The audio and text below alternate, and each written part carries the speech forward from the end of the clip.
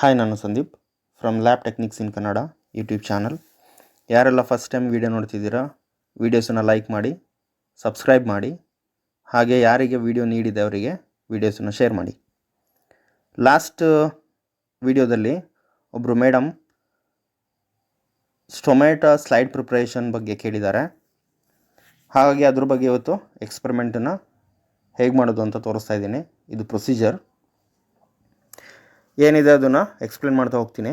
ನಮಗೆ ಬೇಕಾಗಿರೋ ಮಟೀರಿಯಲ್ ಡೈಕೋಟ್ ಮತ್ತು ಮಾನೋಕೋಟ್ ಲೀಫ್ ತೊಗೊಂಡಿದ್ದೀನಿ. ಒಂದು ಬೇಸಿಕ್ ಸ್ಟೈನ್, ಇದು ಆಪ್ಷನಲ್, ಯೂಸ್ ಮಾಡಿದರೆ ಮಾಡ್ಬೋದು, ಇಲ್ಲ ಜಸ್ಟ್ ವಾಟರಲ್ಲಿ ಸ್ಲೈಡನ್ನು ಪ್ರಿಪೇರ್ ಮಾಡ್ಕೊಳ್ಬೋದು. ಫೋರ್ಸೆಪ್ಸ್ ನೀಡಲ್, ಬ್ರಷ್ ಇದೆ. ಫಸ್ಟ್ ಒಂದು ಕ್ಲೀನ್ ಇರೋವಂಥ ಸ್ಲೈಡ್ ತೊಗೊಳ್ಳೋಣ. ಸ್ಲೈಡ್ ಮೇಲೆ 1 or 2 ಡ್ರಾಪ್ಸ್ ಅಷ್ಟು ವಾಟರನ್ನು ಹಾಕಿ ರೆಡಿ ಇಟ್ಕೊಳ್ಬೇಕು.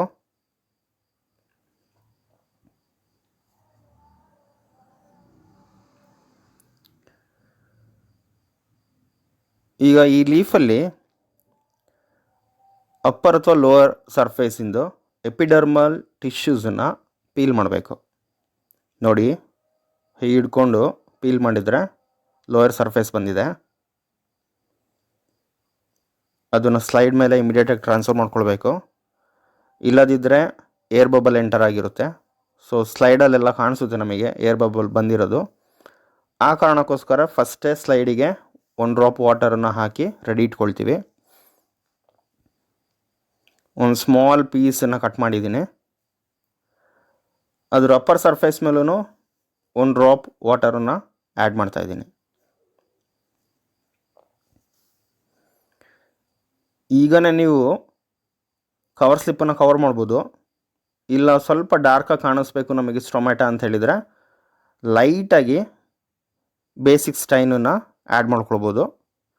ಆಗಲೇ ಹೇಳಿದ್ದೀನಿ, ಇದು ಆಪ್ಷನಲ್ ಅಂತ, ಕಂಪಲ್ಸರಿ ಇಲ್ಲ.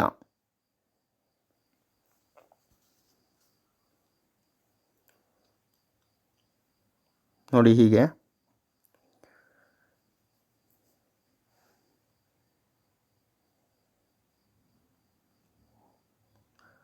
ನೆಕ್ಸ್ಟ್ ಕವರ್ ಸ್ಲಿಪ್ಪನ್ನು ಕವರ್ ಮಾಡ್ಕೊಳ್ಳಿ. ಏರ್ ಬಬಲ್ ಎಂಟರ್ ಆಗಬಾರ್ದು.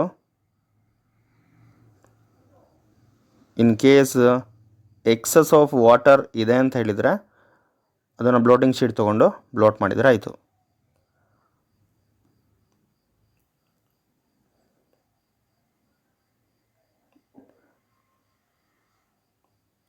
ಸ್ಲೈಡನ್ನು ಮೈಕ್ರೋಸ್ಕೋಪಲ್ಲಿಟ್ಟು ಅಬ್ಸರ್ವ್ ಮಾಡಿದರೆ ಸ್ಟೊಮ್ಯಾಟೊ ಕಾಣಿಸುತ್ತೆ.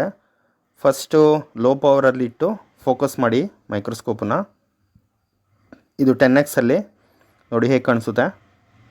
ಇದು ಸ್ಟೈನ್ ಆಗಿರೋದು ಮಟೀರಿಯಲ್. ಇದು ವಿತೌಟ್ ಸ್ಟೈನ್ 45x ಅಲ್ಲಿ. ಹಾಗೆ ನೋಡಿ ಲೇಬ್ಲಿಂಗ್ ಆಗಿದೆ.